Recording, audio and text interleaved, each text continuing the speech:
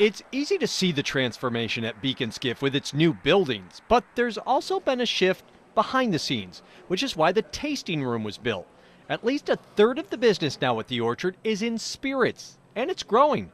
The 1911 brand was named for the year the Beak and Skiff families came together to start the orchard, but the vodka and gin are helping them diversify the operation. Retail has always been a large part of our business, but it was a very short window, from August till, right up till Thanksgiving. We're trying to extend that season a little bit. So instead of slowing down, they're ramping up with sales of hard cider and spirits they expect to take off now through the holidays. One of the reasons it's catching on, they say, is the difference between 1911 and most of the vodka and gin sold now, that is wheat or grain based. When you taste them, you feel the burn in the background.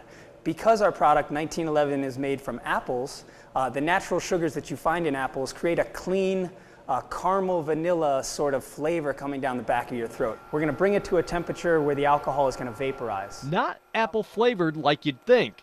5,000 bottles of 1911 were made last year. Now, it's the first small batch and only apple vodka and gin sold on the majority of major cruise lines, which they anticipate will mean sales of between 30 and 50,000 bottles. With anticipation of new sales, we're certainly gearing up to possibly build a new production facility to further increase our productive capability. Maybe next year, Brand? Perhaps. I mean, we did vodka a year and a half ago. We did the gin this spring, and so next spring maybe would be a good time for a release. It's quite a shift, Fleckenstein says, in the family business, whose founders were completely anti-alcohol.